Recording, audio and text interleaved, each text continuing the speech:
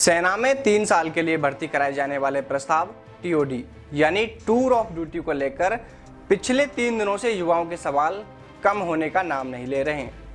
TOD को लेकर युवाओं के सवालों और उनकी बेचैनी का अंदाजा इसी से लगाया जा सकता है कि एक ही दिन में हमें हजारों युवाओं ने मैसेज करके तरह तरह के सवाल पूछे हैं, वो भी जब कि अभी तो इस प्रस्ताव को मंजूरी ही नहीं मिली है। लेकिन युवाओं के ये सभी सवाल वाजिब भी हैं, क्योंकि सेना में शामिल होकर देश की सेवा करने के साथ ही यह उनकी लाइफ का भी सवाल है।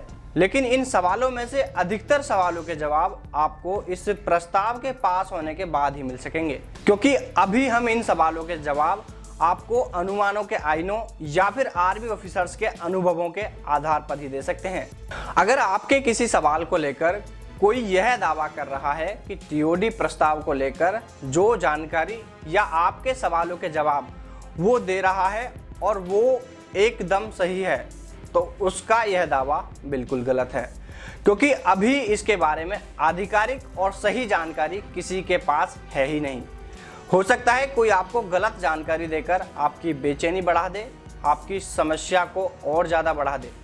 इसलिए हर किसी से इस संबंध में जानकारी नहीं ले तो यह आपके लिए अच्छा रहेगा, क्योंकि जब यह प्रस्ताव पास हो जाएगा तो इसके बारे में केंद्र सरकार व सेना के अधिकारी आपको आधिकारिक तौर पर इसके बारे में पूरी जानकारी देंगे। तो चलिए अब आपके उस सवाल को लेते हैं जो सबसे ज़्यादा पूछा जा रहा है और आपके लिए काफ़ी महत्वपूर्ण भी है।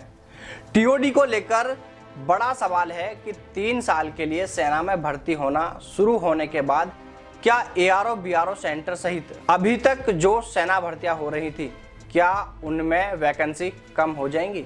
बिल्कुल। सेना के इस प्रस्ताव और इस प्रस्ताव को लाने की वजह को देखते हुए हर किसी के मन में यह सवाल आना लाजमी है, क्योंकि सेना प्रमुख जनरल मनोज मुकुंद नरवणे ने बताया है कि केंद्र सरकार ने उन्हें सेना के खर्चों में 20% खर्च कम करने की बात कही है, जिस पर सेना प्रमुख जनरल एम नरवणे ने सेना के खर्चों को कम करने के लिए टीओडी प्रस्ताव को अच्छा विकल्प ठहराया है। यानी यह तो साफ है कि टीओडी प्रस्ताव को लाने का मकसद सेना के खर्चों को कम करना है। इसका मतलब यह है कि सेना में अभी तक जो भर्तियां हो रही हैं, उनके माध्यम से भर्ती होने वाले जवान और ऑफिसरों पर अधिक खर्च हो रहा है। ऐसे में उनका यह बयान इस ओर इशारा कर रहा है कि कहीं न कहीं सेंटरों की भर्ती में वैकेंसी कम की जा सकती हैं।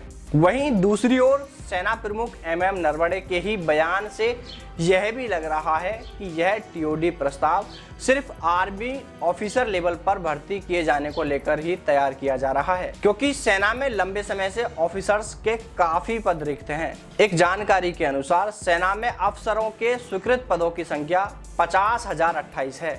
1 जनवरी 2019 की स्थिति के अनुसार अफसरों के 7,399 पद रिक्त हैं। इसी प्रकार नौसेना में 1606 तथा वायुसेना में 192 अफसरों के पद लंबे समय से रिक्त हैं। अगर यह अनुमान सही है कि इस प्रस्ताव के माध्यम से 3 साल के लिए सिर्फ ऑफिसर लेवल पर भर्ती होगी, तो एआरओ बीआरओ सेंटरों सहित अन्य भर्ती की वैकेंसी पर इसका कोई असर नहीं पड़ेगा। एक बार हम आपको सेना प्रमुख की वो बातें बताते हैं जो उन्होंने Manohar Parrikar institute of defence studies and analysis के ऑनलाइन वीडियो कॉन्फ्रेंसिंग के माध्यम से कही है। सेना प्रमुख जनरल मनोज मुकुंद नरवणे ने कहा कि सेना के खर्चों में कटौती की दिशा में हमने काम शुरू कर दिया है। केंद्र ने कोरोना संकट के चलते आर्मी को भी खर्चों में 20% की कटौती करने को कहा है।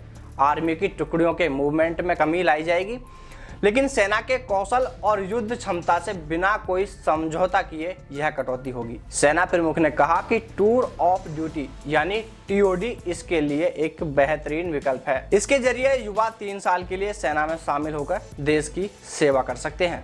सेना प्रमुख जनरल नरवणे ने इस बात की जानकारी Manohar Parrikar institute of defence studies and analysis के ऑनलाइन वीडियो कॉन्फ्रेंसिंग के माध्यम से दी है।